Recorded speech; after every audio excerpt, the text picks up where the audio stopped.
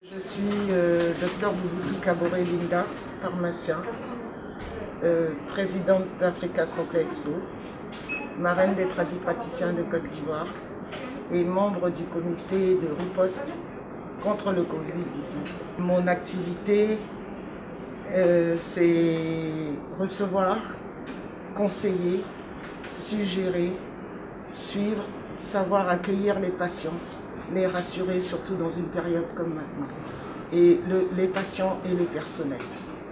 Actuellement, Africa Santé Expo est au point mort parce que ça devait avoir lieu du 1er au 3 avril, avec une semaine de consultation gratuite pour la population, parce que le ministère souhaitait faire parler son cœur du 1er au 7 avril, consultation, dépistage, famille, enfants, tout le monde et toute pathologie confondue.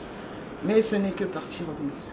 Ça a réellement impacté. Au niveau de la pharmacie, il a fallu rassurer le personnel d'abord. Rassurer le personnel en prenant des mesures telles que installer des pare-glaces pour les protéger, déjà distribuer des masques au quotidien, des FFP2, les masques les plus, mettre des lave-mains, exiger la prise de température aux clients, et marquage au sol pour marquer les 1 mètre, 1 mètre, se mettre à vendre des masques, des gels, ce qui n'est pas dans nos habitudes, et chercher, passer son temps à chercher les produits qui n'étaient plus disponibles en Côte d'Ivoire, trouver pour les clients et surtout donc rassurer, protéger le personnel, diviser les équipes parce qu'ils étaient au bord du burn-out. Donc on travaille un jour sur deux et surtout là maintenant ils sont rassurés parce qu'ils sont derrière les vitres et les clients ont compris très vite. Diminuer le monde à l'intérieur de la pharmacie et créer des équipes, c'est pas facile parce que ça a été un super budget qui n'était pas prévu et maintenant c'est faire face aux ruptures puisque vous savez que nos produits viennent de l'étranger. Et avec les confinements, ça n'a pas été facile. Il y a des pays où ils n'avaient même pas de masques pour fabriquer les médicaments. Donc on s'est retrouvés en pénurie, mais nos grossistes ont trouvé des solutions et les produits reviennent. Surtout, nous procédons à une décontamination 1 à 2 fois par semaine pour des décontaminations qui prennent 1 heure. On ferme le local. Et on a, comment dire, des cosmonautes qui rentrent dans la pharmacie et qui décontaminent recoin par recoin. C'est magique parce qu'après on retourne dans une atmosphère saine, en confiance. Mais il y a plusieurs types de décontamination. Celle-là, elle est virucide. Elle n'est pas seulement bactéricide. Je suis rentrée de l'étranger le 15 février et je me suis rapprochée mes filleuls, les tradipraticiens, et je leur ai décrit la maladie à coronavirus. Et je leur ai demandé s'ils pouvaient trouver des produits pour traiter les symptômes légers et en prévention. Donc j'ai décrit la maladie. 10 jours après, ils m'ont rappelé pour me dire « Marraine, on est prêt ». Ils m'ont montré une sélection de produits et vous savez qu'il y a tout un processus qu'on respecte. C'est pour ça que peut-être la Côte d'Ivoire n'annonce pas rapidement ses résultats parce qu'on est très respectueux des processus, parce que pas question de tuer la population ou d'intoxiquer la population, on n'en a pas besoin. Et donc cette liste a été remise au ministère de la Santé qui a demandé à ce qu'on fasse la biotoxicité. Ça a été fait, maintenant il reste les essais cliniques. Mais Madagascar, vraiment félicitations. Au-delà de l'artémisia, tout le monde a découvert que l'artémisia était déjà utilisée en Côte d'Ivoire et plus en Côte d'Ivoire. D'ailleurs, il n'y en a plus, ni en plante, ni en infusion, ni tout le monde s'est jeté dessus depuis Madagascar. Mais en même temps, c'est bien, mais c'est à double tranchant. Parce que, évidemment, il y a Dr Mouniangui de l'artémisia qui s'est mis avec l'IMRA de Madagascar pour faire le protocole de pour démontrer qu'il y avait, qu'Artemisia avait, en plus d'une activité sur le paludisme, avait une activité sur le Covid avec une action virucide. Mais les essais cliniques n'ont pas été faits. Donc, ils l'ont annoncé tout de suite. Et c'est bien et c'est pas bien. On ne sait pas sur comment, à quelle dose, pourquoi, sur quel type de population. Donc, pour revenir à la Côte d'Ivoire, les tradipraticiens sont prêts. Maintenant, il faut respecter le processus. Très sincèrement, nos tradipraticiens actuellement, ils sont débordés. Je ne parle pas de ceux qu'on voit à la télé, dans les réseaux ou à la télévision. Je guéris le coronavirus ou j'ai un portefeuille magique. Non, je parle de ceux reconnus par le ministère. Le programme national de médecine traditionnelle qui comprend 6500 membres répartis à travers le territoire et qui a décidé de combattre la maladie. Donc, en attendant les essais, la fin des essais cliniques qui sont en cours, ils sont déjà au travail à travers le pays et eux-mêmes, de leur propre initiative, font de la sensibilisation et de la prévention. Je les accompagne de temps en temps, donc ne vous pressez pas. L'Artemisia est déjà utilisée en Côte d'Ivoire, mais je demande une seule chose. Ne prenez pas ce produit à tort et à travers en prévention. Parce qu'au-delà du coronavirus, nous avons le paludisme. Et les médicaments que nous vous vendons à la pharmacie pour le palu, ce sont des artémétères issus de l'armoise, qui est donc la plante Artemisia. Donc, on extrait l'artémisinine et qui nous permet d'avoir ces comprimés qui nous sauvent la vie. Si tout le monde se met à utiliser tous les jours, l'Artemisia, on va créer des résistances et on n'aura plus de quoi se soigner. Et vous savez que la recherche est très longue et coûteuse. Si on crée des résistances à l'artémisinine, c'est fini, on aura encore plus de morts que le coronavirus. Donc, s'il vous plaît, Madagascar a parlé de l'Artemisia, mais faites attention. Prendre ça tous les jours, non. Il faut peut-être prendre ça quand on est vraiment atteint avec de la fièvre, etc. Mais sinon, ça ne sert à rien. On va se créer un autre problème sanitaire. Déjà que les gens ont déserté les hôpitaux, on est en train de se créer, les autres maladies vont réapparaître.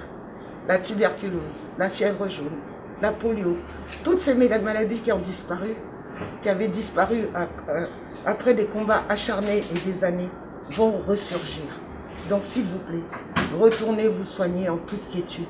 Si c'est à cause d'un vaccin, ce vaccin n'existera pas avant 1-2 ans. Et on n'a jamais soulevé quelqu'un dans sa maison de force pour aller se faire vacciner. La vaccination est un acte volontaire.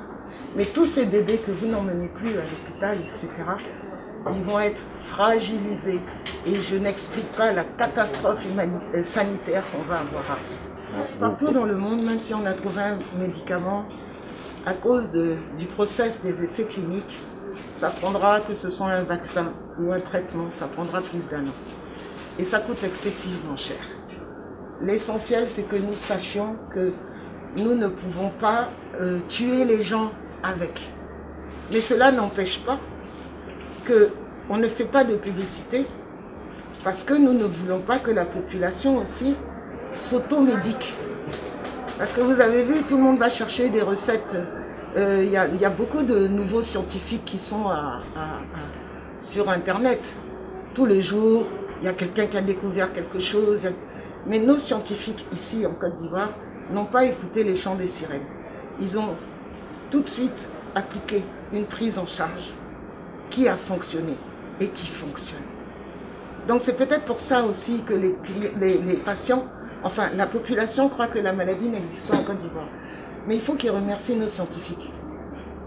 Et surtout qu'ils remercient le gouvernement et les ministères qui, dès le mois de janvier, dès le 10 janvier, ont pris des mesures préventives déjà à l'aéroport.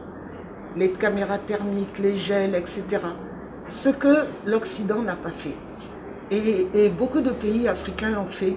Et vraiment, je pense que ça a retardé l'arrivée de la maladie sur notre sol. La population ne respecte pas les mesures. La population fait comme si la maladie n'existe pas. Et ils veulent voir des malades, ils veulent voir des morts, etc. Non. Alors, soit nos scientifiques arrêtent de traiter nos malades comme ils le font et ça diminue le taux de létalité, et là, ils verront des morts, soit ils laissent les scientifiques travailler en partenariat avec le gouvernement qui annonce les mesures, parce que les mesures annoncées par le gouvernement, ce n'est pas le gouvernement qui décide tout seul que ouvrir ou fermer. Le comité de riposte est composé certes de politiques, mais il y a des économistes, il y a des scientifiques, il y a toutes sortes, toute la société civile est représentée. Il y a l'éducation nationale, il y a la défense, il y a la sécurité, il y a tout, il y a l'environnement, tout le monde est dedans. Et maintenant, grâce à Dieu, les tradipraticiens aussi ont intégré le comité de riposte. Donc tout le monde a son avis, ils discutent pendant le Conseil national de sécurité et les mesures sont prises. Donc là, on a eu la libération, on peut dire, entre guillemets, d'Abidjan, mais cela ne signifie pas qu'il ne faut pas respecter les mesures barrières, avoir un masque, se laver les mains, 1 mètre de distance. Parce que les gens s'imaginent que rentrer dans un endroit sans masque, c'est possible. Non, parce que quand tu rentres dans une pièce qui est vide, tu ne sais pas ce qui s'est passé dans la pièce avant. Si quelqu'un a toussé dans cette pièce, les grosses gouttelettes tombent par terre, mais les fines particules restent en l'air pendant 3 heures. Donc toi, tu rentres sans masque dans un endroit et tu avales les particules. On dit de porter les masques, mais quand on voit comment les gens portent les masques, je pense qu'ils s'auto-contaminent. Parce que justement, ils mettent la main à l'avant du masque qui a pris déjà toute la pollution. Ils se grattent les yeux, etc. etc. Ils s'auto-contaminent. Et le problème de cette maladie, c'est que qu'on découvre de jour en jour, c'est que tu peux être contaminant, tu peux contaminer des gens sans le savoir. Parce que pendant 1 semaine, tu ne déclares aucun symptôme, mais tu es positif. Donc on demande d'aller se faire dépister pour que tu puisses te protéger, protéger ce que tu aimes et protéger les autres. Chacun de nous doit se considérer comme contaminé. C'est-à-dire, je suis coro-positif, je respecte les mesures barrières, je mets un masque, je me lave les mains. Dès que je touche quelque chose, je me lave les mains. Ça, c'est la clé. On a des téléphones. Je vois des gens qui se lavent les mains et après, ils touchent leur téléphone. Les téléphones, c'est 18 000 bactéries. C'est encore plus sale qu'une lunette de toilette. Donc, qu'est-ce que vous voulez faire? Vous vous lavez les mains. Je vois même, on rentre dans les institutions, enfin dans les bureaux, on nous exige le gel. On prend le gel, on se l'essuie et après, on reprend le téléphone et on continue. La main est encore contaminée. Se laver les mains, respecter, et puis les mesures barrières. Et puis là, on a autorisé 200 personnes. S'il vous plaît, si vous n'avez pas besoin d'y aller, n'y allez pas. Et surtout que quand les 200 personnes se retrouvent, la distanciation soit respectée. Sinon, je ne garantis pas que dans 1 semaine ou 2, on en soit encore à presque 2000 personnes, mais ça peut exploser très vite. Et on peut se retrouver à 10 000 personnes et combien de morts que je ne souhaite pas. Donc que Dieu nous garde et que Dieu garde la Côte d'Ivoire parce qu'on était bien partis. Et puis, profitons du fait que ce soit gratuit. Toute la prise en charge est gratuite. Ce qui est exceptionnel. Dans d'autres pays, c'est 100 000 francs le test, 600 $ le test. En Côte d'Ivoire, c'est gratuit. La prise en charge est gratuite. Très fière de pouvoir l'annoncer dans les pays étrangers qui se demandent comment on fait. mais on va y arriver. Tout d'abord, je tiens à féliciter et à remercier le gouvernement ivoirien avec à leur tête le président Alassane Ouattara pour les mesures qui ont été prises dès le début, dès le mois de janvier, avant même que M. Corona ne tape aux portes de l'Afrique. Vraiment, félicitations. Cela a permis de retarder. Et bien entendu, je remercie notre ministère de tutelle, le ministère de la Santé. De toute façon, on le voit, hein, notre ministre, il monte au front tous les jours. Une guerre sanitaire inlassable, il monte au combat tous les jours. Et vraiment fier parce que Africa Santé Expo, vous savez que c'est la grande semaine du ministère de la Santé et que donc un partenariat public-privé, et je suis fière, et le choix n'est pas à rediscuter. Et bien entendu, tous les médecins, infirmiers qui montent au front tous les jours à leurs risques et périls, qui sont aux côtés et qui prennent des coups, parce qu'on dit vous n'êtes pas capable, etc. Mais ils prouvent tous les jours, nos scientifiques, vraiment une fierté. Parce qu'ils n'ont pas écouté les chants des sirènes et ils ont appliqué la bonne méthode, la bonne prise en charge qui donne les résultats. Mais surtout, évidemment, je tiens à remercier ma profession, les pharmaciens de Côte d'Ivoire, qui se sont mobilisés dès le début. Vous avez vu, on n'a pas eu de soutien, mais de nous-mêmes, nous avons organisé nos pharmacies à nos frais. Et pourtant, qu'est-ce qu'on n'a pas entendu dans les réseaux sociaux? Que les pharmaciens ceci, les pharmaciens cela, alors que même, on faisait même en plein couvre-feu des gardes de nuit. Imaginez faire une garde de nuit seule dans une ville pendant qu'il y a des gens qui viennent aussi vous attaquer. Il y a des pharmacies qui ont été cambriolées, attaquées pendant des gardes de nuit. C'est difficile. C'est difficile. Et je peux même vous dire qu'aujourd'hui, notre profession s'est mobilisée. Il y a un manque à la banque de sang. Et les pharmaciens sont en train de donner leur sang. Pendant que je suis en train de vous parler, tous les pharmaciens se sont engagés.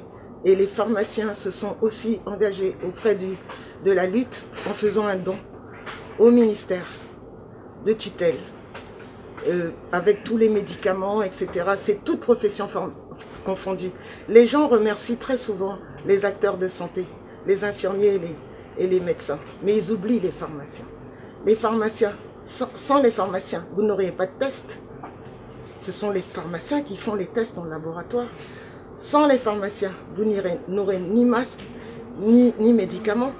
Ce sont nos grossistes qui commandent etc. Sans les pharmaciens, l'industrie pharmaceutique n'existerait pas. Donc tous les jours où j'entends, on remercie les médecins, les infirmiers, c'est normal. Ce sont eux qui sont à côté des malades.